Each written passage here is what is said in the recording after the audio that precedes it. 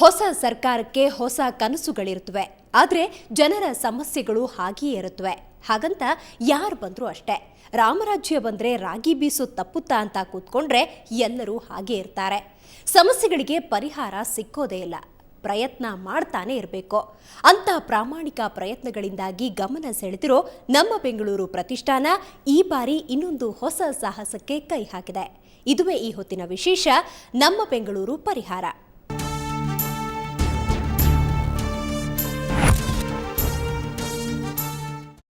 ಬೆಂಗಳೂರು ರಾಜ್ಯದ ರಾಜಧಾನಿ. ಸಮಸ್ಯೆಗಳು ಒಂದೆರಡಲ್ಲ, ವ್ಯಾಪ್ತಿಯೂ ದೊಡ್ಡದು. ಇಂಥ ರಾಜಧಾನಿಯಲ್ಲಿರೋದು 28 ಶಾಸಕರು. ಅವರೆಲ್ಲರನ್ನ ಒಂದು ಕಡೆ ಒಗ್ಗೂಡಿಸಿ ಮುಖ್ಯಮಂತ್ರಿಗಳನ್ನು ಎದುರಿಗೆ ಕುಳ್ಳಿರಿಸಿಕೊಂಡು, ನೋಡಿ ಸ್ವಾಮಿ, ಬೆಂಗಳೂರಲ್ಲಿ ಇಂತಿಂಥ ಸಮಸ್ಯೆಗಳಿವೆ, ಅವುಗಳಿಗೆ ಜನರೇ ಇಂತಿಂಥ ಪರಿಹಾರ ಸೂಚಿಸ್ತಿದ್ದಾರೆ, ಹೀಗೆ ಮಾಡಿದ್ರೆ ಚೆನ್ನಾಗಿರುತ್ತೆ ಅಂತ ಹೇಳಿದ್ರೆ ಶಾಸಕರು ಕೆಲಸ ಮಾಡದೇ ಇರ್ತಾರಾ? ಖಂಡಿತ ಮಾಡೇ ಮಾಡ್ತಾರೆ. ಅಂತಹದೊಂದು ಭರವಸೆಯೊಂದಿಗೆ ಉತ್ತಮ ಬೆಂಗಳೂರಿಗಾಗಿ, ಉತ್ತಮ ಆಡಳಿತಕ್ಕಾಗಿ ಅನ್ನೋ ಕಾರ್ಯಕ್ರಮ ಹಮ್ಮಿಕೊಂಡಿದೆ ನಮ್ಮ ಬೆಂಗಳೂರು ಪ್ರತಿಷ್ಠಾನ.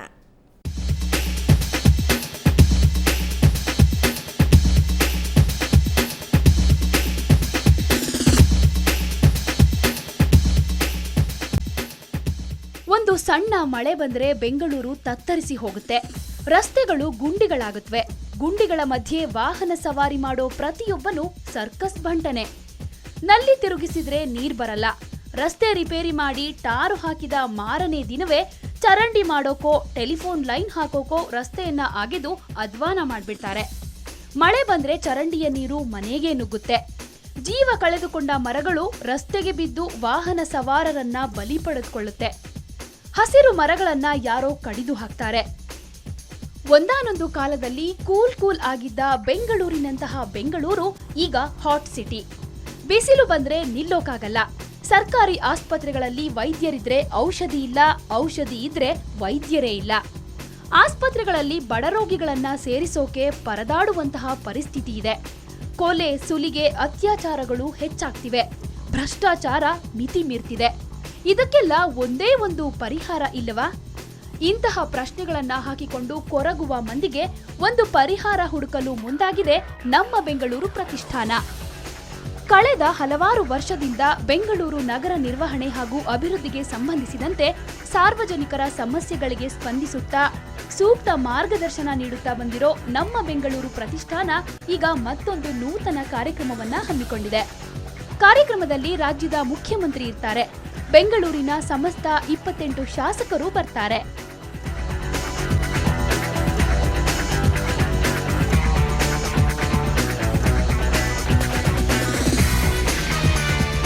ಸಮಸ್ಯೆಗಳನ್ನ ಕೇಳುತ್ತಾ ಗೊಣಗಿಕೊಳ್ಳುತ್ತಾ ಕೊರಗುವ ಬದಲು ಅವುಗಳನ್ನ ಸರ್ಕಾರದ ಮೂಲಕವೇ ಮಟ್ಟ ಹಾಕಲು ನಮ್ಮ ಬೆಂಗಳೂರು ಪ್ರತಿಷ್ಠಾನ ಮುಂದಾಗಿದೆ. ಅಂದಹಾಗೆ ಈ ಸಂಬಂಧ ನಾಳೆ ಪುರಭವನದಲ್ಲಿ ಬೃಹತ್ ಸಂವಾದ ಕಾರ್ಯಕ್ರಮ ನಡೆಯಲಿದೆ. ಕಾರ್ಯಕ್ರಮದಲ್ಲಿ ಮುಖ್ಯಮಂತ್ರಿ ಸಿದ್ದರಾಮಯ್ಯ ಹಾಗೂ ಒಟ್ಟು 28 ಶಾಸಕರು ಪಾಲ್ಗೊಳ್ಳಲಿದ್ದಾರೆ.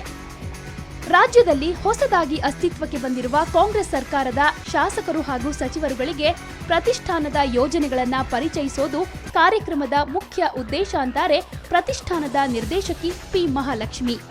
ಟೌನ್ ಹಾಲಲ್ಲಿ 3 ಗಂಟೆಯಿಂದ 5 ಗಂಟೆವರೆಗೆ ನಾವು ಸಿಟಿಸನ್ಸ್ ಚಾರ್ಟರನ್ನು ನಮ್ಮ ಆನರಬಲ್ ಚೀಫ್ ಮಿನಿಸ್ಟರ್ ಅವ್ರಿಗೆ, ಆಮೇಲೆ 28 ಸಿಟಿ MLAಸ್ಗೆ ಪ್ರೆಸೆಂಟ್ ಮಾಡೋಣ ಅಂತ ಇದ್ದೀವಿ.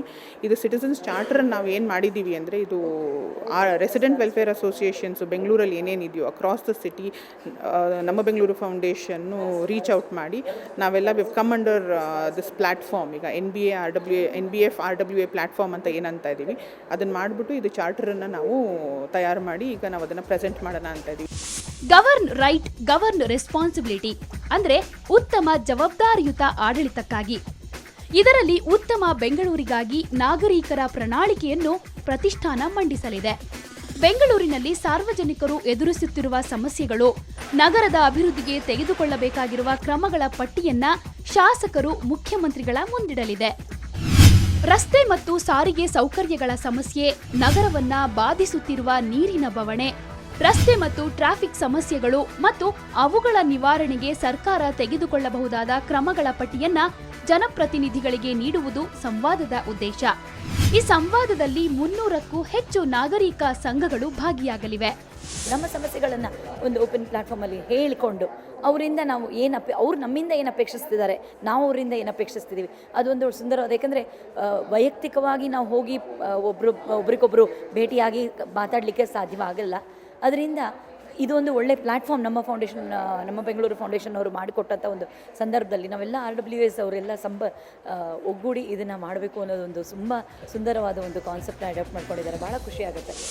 ಒಟ್ನಲ್ಲಿ ನಗರದಲ್ಲಿ ಹೆಚ್ಚುತ್ತಿರುವ ಸಮಸ್ಯೆಗಳಿಗೆ ಅಭಿವೃದ್ಧಿಯ ಕ್ರಿಯಾ ಯೋಜನೆಗಳ ಮೂಲಕ ಮದ್ದು ಹುಡುಕಲು ಹೊರಟಿರುವ ನಮ್ಮ ಬೆಂಗಳೂರು ಪ್ರತಿಷ್ಠಾನದ ನಿರ್ಣಯಕ್ಕೆ ಜೈ ಹೋ ಎನ್ನಲೇಬೇಕು.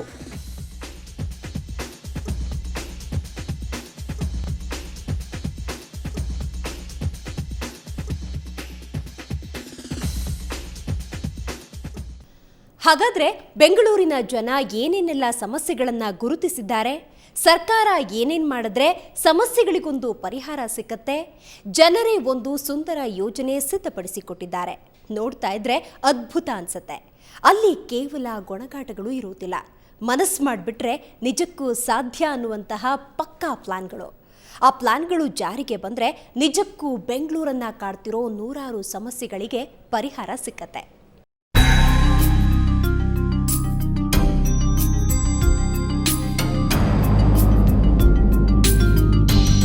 ಮುಖ್ಯಮಂತ್ರಿಗಳಿಗೆ ಸನ್ಮಾನ, 28 ಶಾಸಕರಿಗೂ ಸನ್ಮಾನ ಮಾಡಿ ಉಡುಗೊರೆ ಕೊಟ್ಟ ಮೇಲೆ ಸಮಸ್ಯೆಗಳ ನಿವಾರಣೆಗೆ ಅವರು ತೆಗೆದುಕೊಳ್ಳಬಹುದಾದ ಕ್ರಮಗಳ ಬಗ್ಗೆ ವಿಸ್ತೃತ ವಿವರಣೆ. ಇದು ನಮ್ಮ ಬೆಂಗಳೂರು ಪ್ರತಿಷ್ಠಾನದ ಯೋಜನೆ. ಬೆಂಗಳೂರು ಪ್ರತಿಷ್ಠಾನದ ಬೇಡಿಕೆಗಳು. ಇದು ಸಾರ್ವಜನಿಕರ ಪ್ರಣಾಳಿಕೆ. ಬೆಂಗಳೂರಿಗಾಗಿಯೇ ವಿಶೇಷ ಶಾಸನಗಳನ್ನ ರೂಪಿಸಬೇಕು. ವಾರ್ಡ್ ಕಮಿಟಿ ಮೆಂಬರ್ಗಳನ್ನ ಆಯ್ಕೆ ಮಾಡಬೇಕು. ಲೋಕಾಯುಕ್ತ ಕಾಯ್ದೆಯನ್ನ ಇನ್ನಷ್ಟು ಬಲಪಡಿಸಬೇಕು. ಬೆಂಗಳೂರಿನ ಎಲ್ಲ ಆಡಳಿತ ಮಂಡಳಿಗಳು ಪ್ರತಿ ತಿಂಗಳು ಸಿಎಂಗೆ ರಿಪೋರ್ಟ್ ಕಾರ್ಡ್ ಕೊಡಬೇಕು. ಬೆಂಗಳೂರು ಅಭಿವೃದ್ಧಿ ಕಾಮಗಾರಿಗಳ ಪ್ರಗತಿ ವಿವರಗಳನ್ನ ವೆಬ್ಸೈಟ್ನಲ್ಲಿ ಪ್ರಕಟಿಸಬೇಕು. ಶಾಸಕರು ಕಾಲಕಾಲಕ್ಕೆ ತಮ್ಮ ಕೆಲಸ ಕಾರ್ಯಗಳ ವಿವರಗಳನ್ನ ಬಹಿರಂಗಪಡಿಸಬೇಕು. ಮೂಲ ಸೌಕರ್ಯಗಳ ಕಾಮಗಾರಿಗಳನ್ನ ಆದ್ಯತೆಯ ಮೇಲೆ ಕೈಗೆತ್ತಿಕೊಳ್ಬೇಕು. ಒಂದು ಕಾಮಗಾರಿ ಇನ್ನೊಂದು ಕಾಮಗಾರಿಗೆ ತೊಡಕಾಗುವಂತಾಗಿರಬಾರದು. ಕೆರೆಗಳನ್ನ ಅಭಿವೃದ್ಧಿಪಡಿಸಬೇಕು.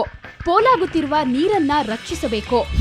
ಸ್ಲಂಗಳಲ್ಲಿ ಸಂಜೆ ಹೊತ್ತು ಕ್ಲಿನಿಕ್ ಆರಂಭಿಸುವಂತ ಆರೋಗ್ಯ ಯೋಜನೆಯನ್ನ ಹಮ್ಮಿಕೊಳ್ಳಬೇಕು.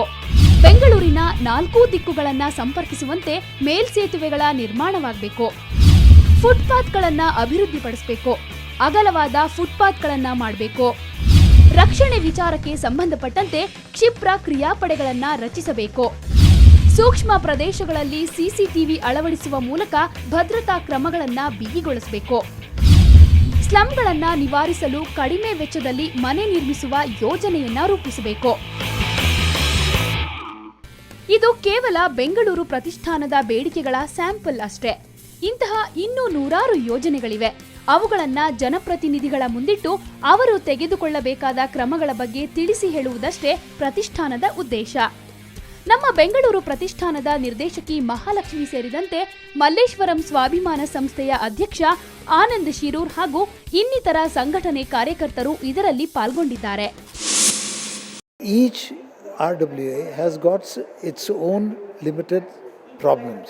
Now those are reflected to the local MLA, and each one of these 300 or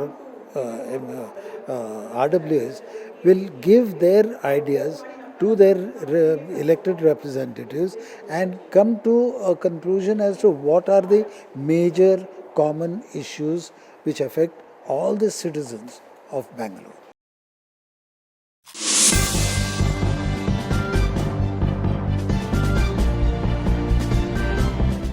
Bengaluru ಕರ್ನಾಟಕದ ವಾಣಿಜ್ಯ ಕೇಂದ್ರವಾಗಿರುವ ನಗರ. ಕಳೆದ ಕೆಲ ವರ್ಷಗಳಿಂದ ಮಹತ್ತರ ಬೆಳವಣಿಗೆಗಳನ್ನು ಕಂಡಿದ್ದು ಮುಂದಿನ ದಿನಗಳಲ್ಲಿ ಇನ್ನಷ್ಟು ಬೆಳೆಯುವ ಭರವಸೆಯನ್ನ ಮೂಡಿಸಿದೆ. ಆದರೆ ನಗರ ಮೂಲಭೂತ ಸೌಕರ್ಯಗಳ ಪರಿಧಿಯನ್ನ ಕೂಡ ಮೀರಿ ಬೆಳೀತಾ ಇರೋದ್ರಿಂದ ಗೊಂದಲದ ಗೂಡಾಗಿ ಪರಿಣಮಿಸಿದೆ. ಇಲ್ಲಿನ ಸಮಸ್ಯೆಗಳನ್ನ ಬಗೆಹರಿಸುವಲ್ಲಿ ನೂತನ ಸರ್ಕಾರ ಕ್ರಮ ತೆಗೆದುಕೊಳ್ಳುತ್ತೆ ಅನ್ನೋ ಭರವಸೆಯ ಆಧಾರದ ಮೇಲೆ ನಮ್ಮ ಪ್ರತಿಷ್ಠಾನದ ವತಿಯಿಂದ ಕೂಡ ಕೆಲ ಸಲಹೆಗಳನ್ನ ನೀಡೋದು ನಮ್ಮ ಪ್ರಯತ್ನ. ಕಾರ್ಯಕ್ರಮದಲ್ಲಿ ಬಿಡಿಎ, ಬೆಸ್ಕಾಂ, ಬಿಬಿಎಂಪಿ, ಬಿಡಬ್ಲ್ಯೂಎಸ್ಎಸ್ಬಿ ಮುಂತಾದ ಪೌರ ಸಂಸ್ಥೆಗಳ ಮುಖ್ಯಸ್ಥರು ಮತ್ತು ನಗರದ 300ಕ್ಕೂ ಹೆಚ್ಚು ಅಭಿವೃದ್ಧಿ ಸಂಘಗಳ ಪ್ರತಿನಿಧಿಗಳು ಪಾಲ್ಗೊಳ್ಳಲಿದ್ದಾರೆ. ನಾಳೆ ಪುರಭವನದಲ್ಲಿ ಸಂಜೆ 3 ಗಂಟೆಯಿಂದ 5ರವರೆಗೆ ಸಂವಾದ ಹಾಗೂ ಸನ್ಮಾನ ಕಾರ್ಯಕ್ರಮ ನಡೆಯಲಿದೆ.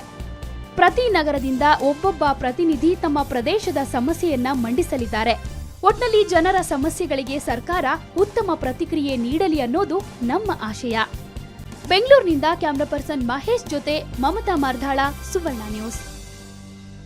ಸೊ ಗೊತ್ತಾಯ್ತಲ್ಲ, ನಾಳೆ ಮಧ್ಯಾಹ್ನ 3 ಗಂಟೆಗೆ ಬೆಂಗಳೂರಿನ ಟೌನ್ ಹಾಲ್ನಲ್ಲಿ ನೀವು ಪಾಲ್ಗೊಳ್ಳಿ. ಬೆಂಗಳೂರು ಪ್ರತಿಷ್ಠಾನದ ಕನಸುಗಳ ರೆಕ್ಕೆಯನ್ನ ಇನ್ನಷ್ಟು ಬಲಪಡಿಸಿ. ನೇರ ದಿಟ್ಟ ನಿರಂತರ ಸುದ್ದಿಗಾಗಿ ನೋಡ್ತಾ ಇರಿ ಸುವರ್ಣ ನ್ಯೂಸ್.